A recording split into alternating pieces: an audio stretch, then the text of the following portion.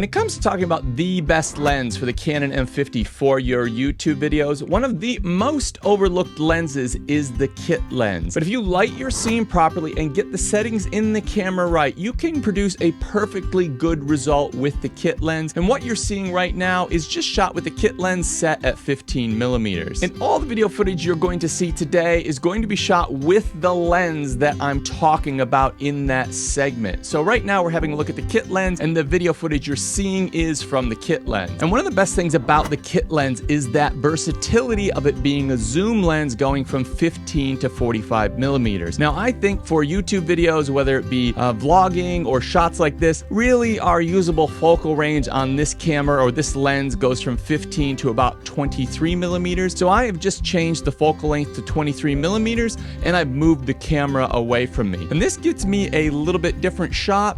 And what you should notice is by zooming in and moving the camera away, you also get a more flattering view of my face. The wide angle lenses, when you get them in close, they do distort your features. So the versatility of this lens is a big advantage over some of the other lenses we will talk about in this lineup. And really the key advantages of this lens are it's cheap, or you probably already own it. It's small, it's lightweight, it's image stabilized, and it has that super versatile focal range going from 15 to 45 millimeters. A lens like this can be used equally well in a studio shot like this or walking around vlogging. So 15 millimeters is plenty wide enough for vlogging, but then you have that more versatile focal range going from 15 all the way up to 45. Now there are a couple of disadvantages. One is the ability to get a blurry background. What you will notice when we compare this to some of the other lenses in this lineup, that your background won't be able to get quite as blurry. Also, because the aperture doesn't open as wide, which is what gives you the blurry background, it also isn't as good in low light. So we need a bit better light, whether it be indoors or outdoors or in the studio,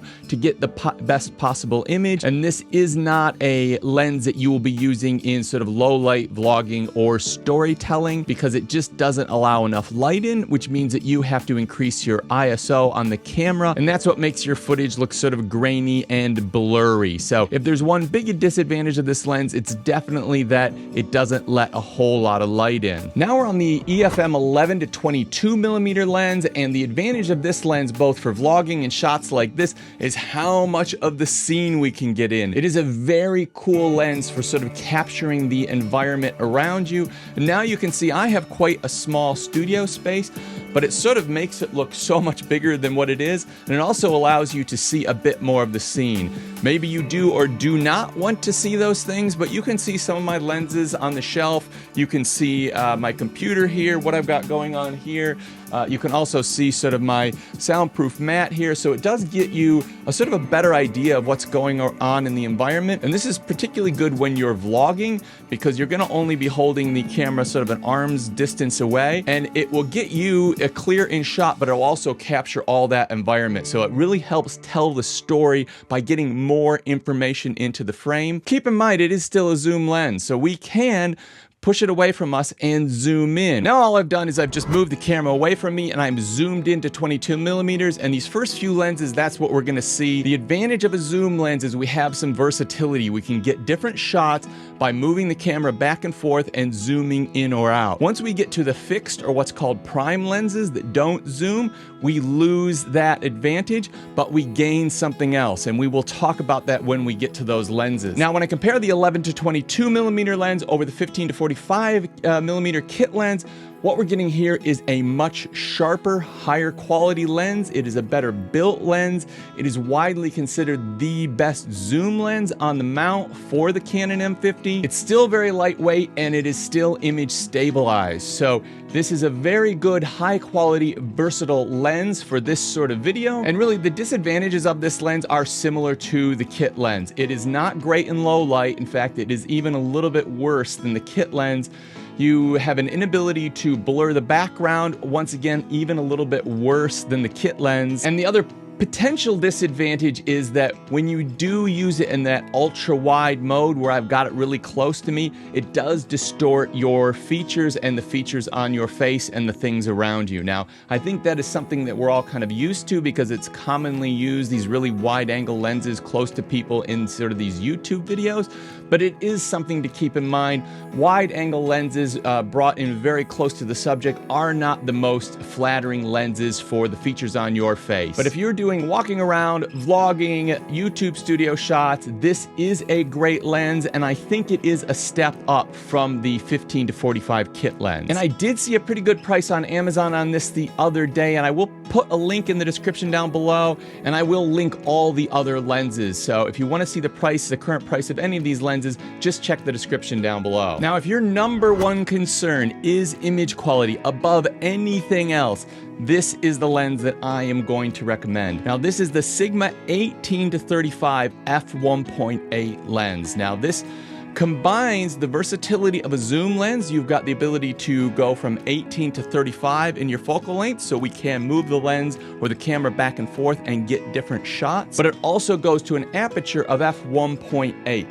That means it opens the opening that lets light in the lens extremely wide. That allows us to get a blurry background. It also allows us to shoot in much lower light conditions. So this has many of the advantages of the zoom lenses, but also the advantages of the prime lenses that we're going to talk about next, which are the lenses that cannot zoom. It is also the sharpest lens in the lineup, and this lens is such a high quality lens that it has been used to shoot Hollywood movies, blockbuster documentaries, award-winning videos and documentaries.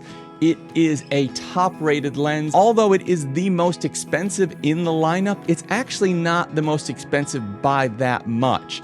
In addition to that, because of its versatility, it's like owning a whole bunch of prime lenses. Since it's so sharp, it's even sharper than the prime lenses that we're going to talk about next. And at one point, the Apple Store decided that they were going to sell a cinema kit, which basically included a Hollywood quality video camera and included everything you needed to sort of make independent film and independent documentaries. And this was like a $12,000 or $15,000 kit, most of that which was the body of the camera.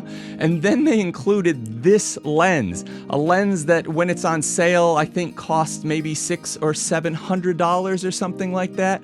So that is how highly rated this lens is. And for me, this is sort of my desert island lens. If I could only have or use one lens for the rest of my life, this would definitely be the lens. It does come with some disadvantages, and that is primarily the fact that it is quite heavy. It is quite front heavy used on the Canon M50 body. This is a big lens with some big heavy duty glass inside. It is a very high quality lens and it feels amazing in the hand, but it is definitely not a lens that you want to go hiking with or spend too much time carrying around. The other disadvantage, which just comes as part of the nature of lenses that have big wide apertures that let lots of light in and allow you to blur that background out, it does not have image stabilization, unlike the first two lenses. Now we're on the Sigma 16mm f1.4, and this is a lens that you truly cannot go wrong with. It is one of the most popular lenses on the mount, and it is definitely one of the most high quality lenses on this mount. It is not quite as sharp as the Sigma 18 to 35, but it does let more light in. It does allow you to blur out the background a bit more, and it is a wider lens, so it gets a bit more of the scene in if that's what you're going for. And although it is a bigger lens than the kit lens and the 11 to 22mm, it is still a very comfortable lens to use and walk around with on the camera, unlike the Sigma 18 to 35mm, which is extremely bulky and can be quite difficult to manage on this tiny little camera. It is also a great vlogging lens because 16mm is wide enough to vlog in, particularly in low light. So if you are finding yourself in low light situations, or you want to shoot in sort of a low light studio moody style shot, then this is probably the #1 lens to get. And really, when I compare this lens to the 18 to 35, if you want to be versatile, be able to move around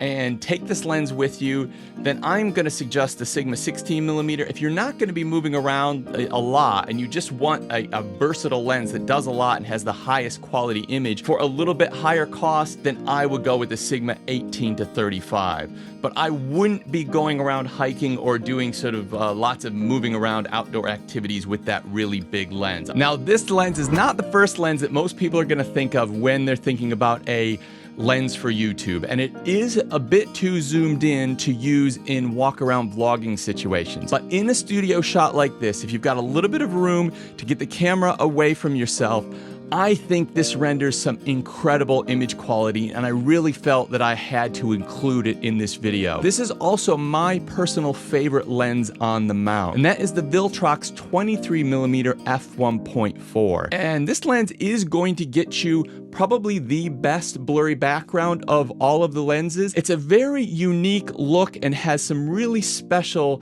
quality to the image. It's also fantastic in low light, and it is not your typical YouTube studio lens. So I think the image that comes by using this lens really gives you some sort of point of unique difference, particularly in a very crowded YouTube market. I think this lens just adds a little bit of X factor and a little bit something special. And in my videos, I actually use this lens as a second camera angle, just off to the left of my main camera angle, sort of, just focused on my face. So I use generally the Sigma 16mm or the Sigma 18-35 in close to me, and then I lately have been using this Viltrox 23mm just off to the left for that shot where you're sort of not looking directly at the viewer. They've got this sort of fly on the wall, sort of from the side angle interview style format. This video is part of a playlist of videos I have developed on how to succeed on YouTube with your Canon M50. And if you are not going through that playlist already, click on the playlist that's on screen now, and that will take you through the entire playlist.